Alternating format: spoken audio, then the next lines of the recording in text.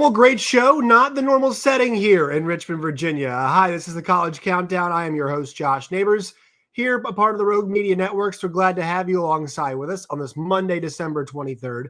Make sure you follow us on Twitter at CCPodcastJN. I'm at Josh Neighbors _.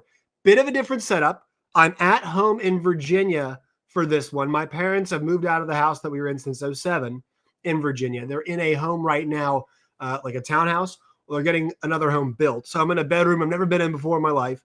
Got the mobile mic with us. I've got a tray right here. We got the computer right here.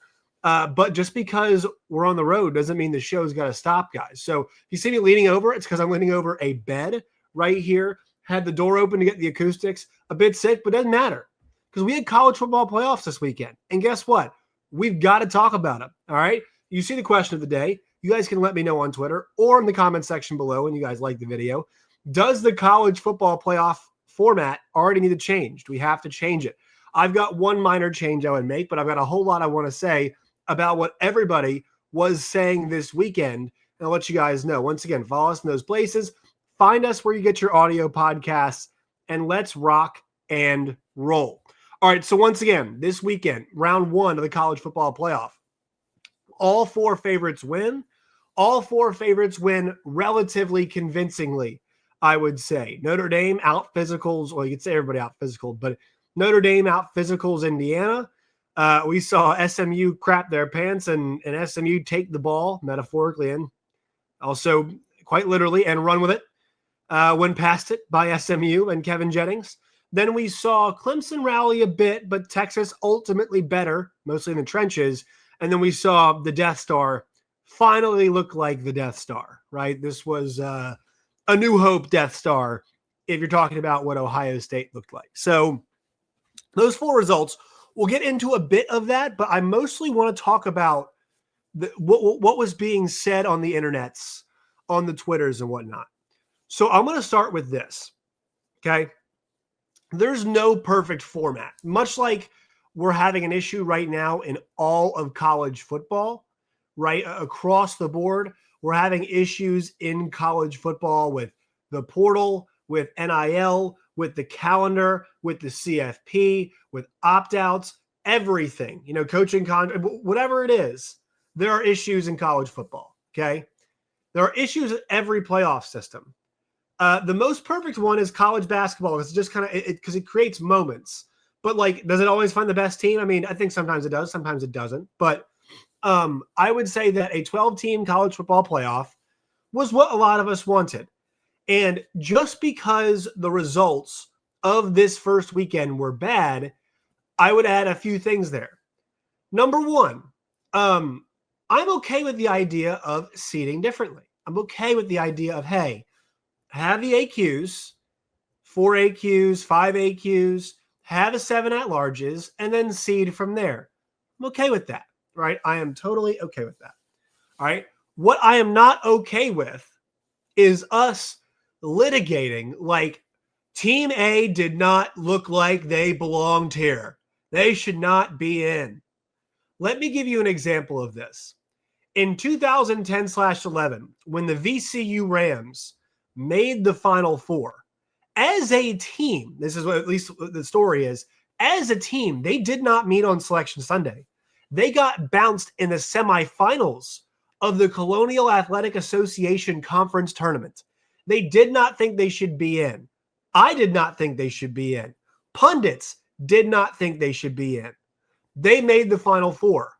That does not mean they deserve to be in the NCAA tournament because we're not projecting what you are going to be, how you're going to do when we put you into a field. You are being selected, or last year the CFP committee did do this, but you should be selected for what your resume is and how your team looks. Not how it's like, well, I think this will happen. I think this will happen. No, what are the results? Compare those results and make your decisions. There was zero discourse heading into the weekend about Indiana being in the 12-team playoff field. Nobody was saying Indiana should not be in. Not a single person was saying that. Everybody had them in. But all of a sudden, when Notre Dame punches them in the mouth and Indiana has a tough time getting things going on offense, everybody goes, well, that didn't look like a team that deserved to be there. That's nonsense. We don't put you, like, you cannot look at playoff performance or postseason performance and say it's some kind of indicator of whether you should have been in or not. Okay? It's not how it works. It's not. Like, we have these criteria. Indiana met the criteria, and they get smoked, and we're like, well, they didn't deserve to be there. SMU, same exact deal. Well, they didn't deserve to be there. Like, according to who? According to what? They met. We're all like, yeah, this is collectively, people are like, yes, this is the right thing. If you want to say, start going off of vibes and start going off of, well, this team just looked the part. All right. Then sure, put Alabama in because they looked the part against Georgia. This is the problem I have with what Kirk Herbstreit's been saying. Kirk Herbstreit had the luxury of being there at the Bama-Georgia game and calling that game. He might have been at the Oklahoma-Alabama game too. I don't know if he was that week, but like it's almost this, well, I've seen them at their peak, so I know what they're capable of, so we should put them in, and the resume is good enough to justify doing it. Like, it's not how this thing works. I thought every single team that was in the field deserved to be in the field. And for the sake of Ole Miss and for the sake of Alabama, when we look at their resumes, the thing about them that makes this so easy and so ridiculous when people fight is we can pick out the two losses that kept them out. Oklahoma smokes Alabama. Bama should not be in. SMU loses to Kentucky. Both of them as 3-loss teams should not be in. This is not some esoteric argument. This is not, X, Y, and Z. No, it's okay. Why did the 2 3-loss teams not get in? They both have a really bad loss. And here's the thing. We know Vanderbilt's decent, but in Alabama's case, they've got 2 losses to teams that were not ranked. 2 teams, 2 unranked teams. I know Vanderbilt was ranked for a time, but 2 unranked teams beat Alabama this season. I believe Florida was not ranked when they beat Ole Miss, and Jackson Dart had the 3 straight picks in a row. Like, they had moments, yes, where Ole Miss looked like a playoff team. There were moments where Alabama looked like a playoff team, but there were too many big moments that resulted in L's. I guess it's that one for you guys. That resulted in L's that kept them out. And so just because, like, if you want to reseed these teams differently, go for it. I'm okay with that. I'm fine with the way it is now. I'll tell you why in a second. But if you want to do this, if that's the way you feel about it, like, you'll reseed them, go ahead and reseed them. But if you start doing this argument where you're like, well, this team looked like a playoff team. Yeah, Alabama's teams always look like playoff teams. Okay?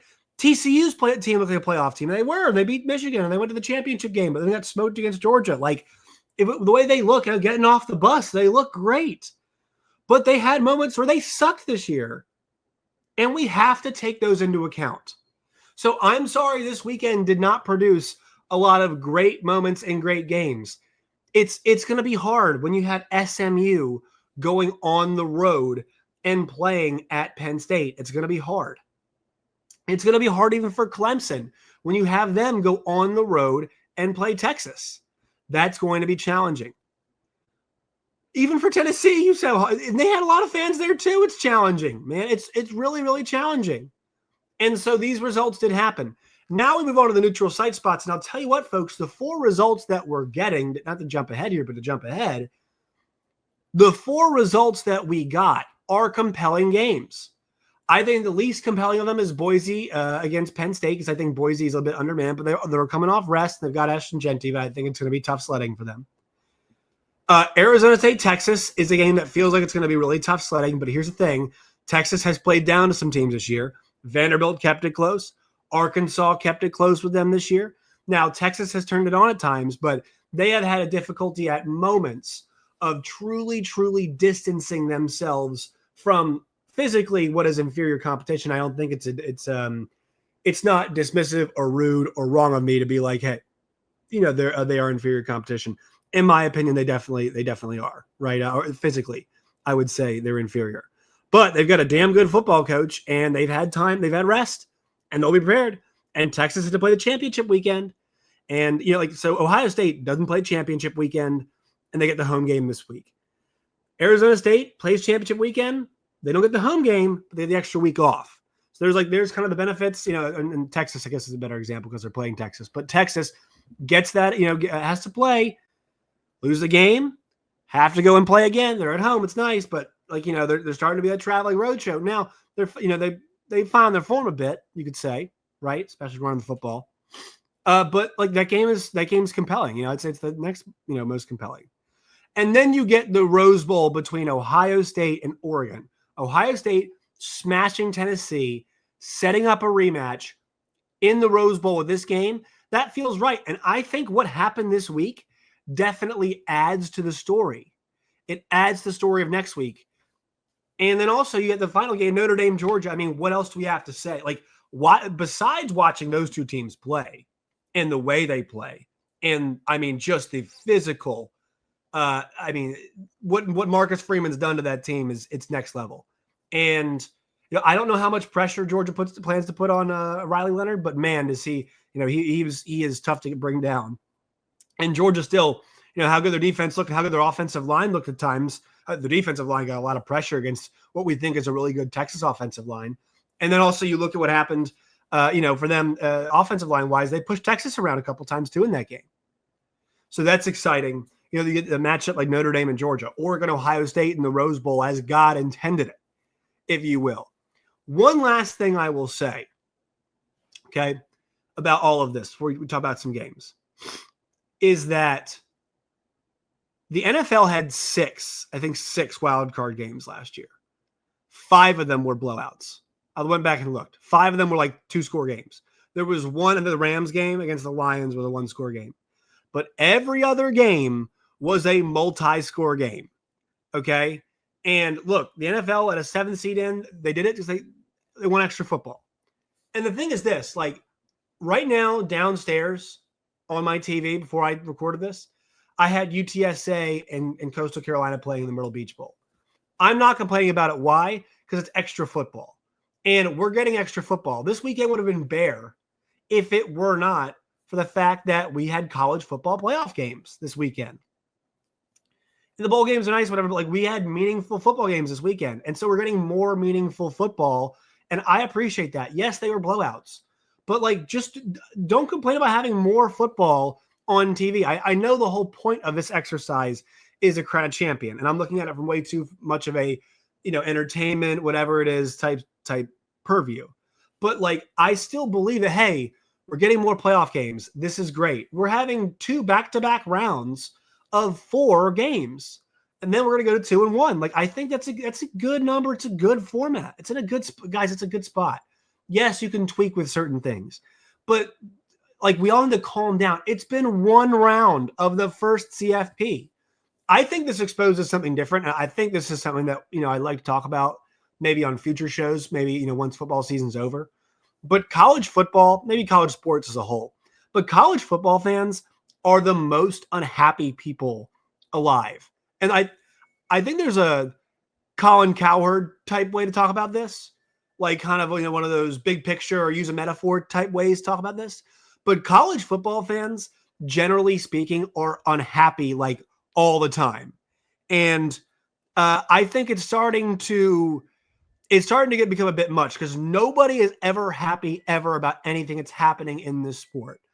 But guess what? Everybody watches it. I mean, it is like college football. It's like the wrestling heel you can't stop watching because, I work a radio show. Everybody calls in our radio show. It's like, I hate the portal. I hate NIL. And I'm about over it. I'm sick of it. Oh, this 12-team playoff. All the right teams aren't in. And everybody's upset about, these games were terrible. They were blowouts. I'm sure the Arkansas fans, they still watch their team play, the ones who call our show. The ratings are great. And I'm sure the ratings for these games are going to be just fine. And so everybody's calling and complaining, but guess what? They still watch. You still watch. It you might feel trapped by it in some way, shape, or form, but you still watch anyway. And so you complain about it. You ask for something new, you get it, and you complain about it. I was just glad to have those meaningful games on. Not saying be grateful. Yeah, they were blowouts. But man, like the narrative, sometimes you need the setup. Use another wrestling analogy. Sometimes the best stories have that long-term build. And so if you look at that Ohio State game, you look at the separation from what we saw against Michigan. You watch Ohio State against Tennessee, and then you think about them against Oregon. How compelling is that? Ryan Day and Chip Kelly, mostly Ryan Day, getting in his own way against Michigan, trying to make a point against Michigan. Then the way their offense operated against Tennessee. And you think to yourself, man, both backs are going, all the wide receivers are going, all parts of the field are being used. The star of stars, Jeremiah Smith, looks good. And the quarterback they brought in to take them to the next level looked next level. And so now you think, okay, here comes Ohio State against Oregon. And Oregon, we're trying to think, has there been a great team all year? Oregon's been sitting there, and I don't even think they've been waving, being like, hey, it's us. It's just been like quietly nodding their head, being like, okay. Because every time Oregon's had to put their foot in the ground, they have. Ohio State, Penn State, both look great this year, or this past weekend. Oregon beat them both. Were they close games? Yes. Did Oregon beat them both? Yes. Is it tough to beat a team twice? Yes. In the Rose Bowl, especially in that setting, place where Ohio State is very familiar. Oregon's familiar, obviously, as well. But like this is a game where one of these quarterbacks leaves town, and it's like, not saying it's just the full rise, full stop. It's where, like these guys have arrived, they're great players, whatever. But one of these guys leaves town, and all the doubt, because there was doubt about Dylan Gabriel, about how tall he was. I mean, remember, they kind of asked him to leave to give Jackson Arnold the opportunity. And then Will Howard, people were like, this guy's not that good. One of these guys most likely leaves town being like, this guy has silenced, to some extent, all the doubters. This guy was able to get a bit of the job done here. And so I feel that pretty strongly, that this game is compelling. And then finally, the setting is the Rose Bowl. That's where it's going to be.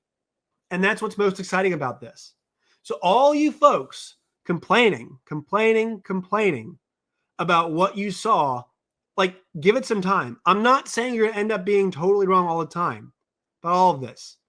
And yes, the stuff can use some tweaking, but give it some time. Okay, give this thing a little bit of time. Every year is different. Indiana deserved to be in. SMU deserved to be in. Okay? Clemson played their way in. Texas deserved to be in my opinion. Ohio State deserved to be in. Tennessee deserved to be in. The field was right. And let's get to the games now. The Friday night game. Notre Dame hits the big play. Thought Riley Leonard played well enough. And Notre Dame just got after Rourke's ass. I mean, they were so good off the edge. That's kind of the story for a lot of these games. Like, you could go to each game, and there were multiple guys on Notre Dame who couldn't get blocked. But you go to the story, in each one of these games, Jack Sawyer couldn't be blocked. Abdul Carter could not be blocked. The host of Notre Dame guys couldn't be blocked. And I mean, I guess Texas, it really wasn't like much about the defensive end, but they were particularly, they really did a good job shutting down that Clemson run game, which a lot of teams have shut down this year. But Notre Dame, touching real quickly on all of these games, Notre Dame, man, I mean, just physically really able to do it. Would like to see them put some more distance between them and their opponent there, Indiana. And I think Marcus Freeman, to some extent, did call off the Dogs. But, I mean, there's not a whole lot about that performance you can really be upset about, right? I was looking at those total yards. Like, I don't think Indiana's defense played that badly. I really don't. I just think that they got put in some pretty difficult spots. And once again, like as I said, I think their defense played pretty well. And I would say the best evidence of that in this game was when, you look at the numbers for them, like outside of that really explosive run. I mean, they played pretty well. That was a 98-yard touchdown run.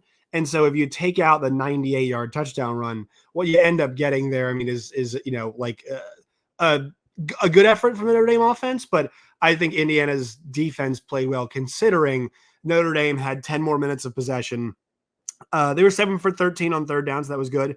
But they had 394 yards total offense. Take out the big run. I mean, they're still around 300, but it wasn't like I felt like they were gashing them. And it was 5.9 yards per play for Notre Dame to Indiana's 4.6. And for Indiana, it was a lot worse than that. And here's the hard part, 2.3 yards per rush. I know Indiana's passing offense was explosive, but Notre Dame controlled the line of scrimmage from the word go. And that was pretty apparent. That was pretty apparent in this game. And so Notre Dame, we'll preview it more going up. I know they've got some injuries and whatnot, but Georgia backup quarterback, even with Beck, this game's intriguing. Without him, it becomes a whole lot different. So on the Penn State SMU front, this one felt like ended up kind of being the biggest mismatch of the weekend, just in terms of how the game went. But here's the weird thing. So Penn State wins by 28. It felt like it was a lot more. But SMU has 2 red zone trips, obviously. They've come up with no points. So the idea that this game would not have been, was nowhere near becoming competitive at all is wrong. And Kevin Jennings just didn't keep his head. And that's pretty much it. That's all it was to it. And, I thought another game where the defense for, one of these teams played pretty well. Drew Howard didn't have a big day. Now, he didn't need to. But I thought SMU's defense, considering how many extra times they were on the field, played pretty well, only allowing 325 total yards of offense. And that is in a game where you were 3-1 in the turnover battle, right? And yards per rush was 4.7 to 1.6. So I thought this was a game where SMU's lack of red zone execution is what ensured that it wouldn't be a game. I think Penn State's a lot better than them, but Penn State was not firing on all cylinders in the beginning of this game. And so, it's not like their offense was crazy, crazy good. They didn't have to be crazy, crazy good. They didn't have to show a lot in this game. But, it's just Kevin Jennings couldn't keep his head. And you hope for a young guy, he learns from that, is able to move on and keep going. Texas's win. Texas is they are the kings of fits and starts, right? They'll have 10 minutes where they look like the best team in the entire country. Then they'll have 15 minutes where they look like a 6-6 football team, or at least they're middling their average. So they come out and they let Clemson just absolutely harass them in the beginning of this game. And you're thinking to yourself, oh my God, here comes Clemson, or here comes old Texas. This is not very good. Then they totally settle into the game. 10 points the first. They didn't allow a quarter where more than 10 points was scored. And Klubnik heats up later in the game, but there were large swaths where things just weren't going well for Clemson's offense. 3.2 yards per carry for Clemson. All right. It was a really limited effort in that area. And then also in the rushing game, Jaden Blue has the long one as the home run, but also, outside of that, he still has 13 carries for 70 some yards. Quintravion Wisner has 15 for 110. 2 guys go over 100. You're 6.1 or 2. You're 4 touchdowns on the ground as well. And so Quinn Ewers didn't have to be super amazing to win this game. They didn't have to be super amazing to win this game. And I was, Texas, is this version of the championship? I don't know, but it's still a top 4 version in the country, I think, just with how all things can click at the same time. So Clemson's a good team. And I think the score, this was a game where Texas was 14 points better than Clemson. I think that's the right score, considering how well I thought Kate Klubnik played at times. The final game, we mentioned it before. We talked a lot about Oregon, Ohio State, but Ohio State, the Death Star. We'll have a lot more to say about those two teams as the week goes along. All right, like the video, subscribe to the channel. Thank you all for coming along this journey with us today, as I'm away. Hope you guys enjoy your Christmas and whatnot. Sub the channel, like the video, follow us on Twitter at CC Podcast JN. I'm at Josh Neighbors _ as well. Talking to you all mañana.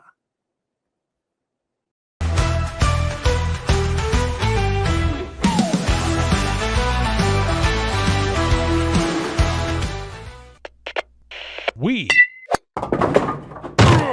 are Rogue Media Sports.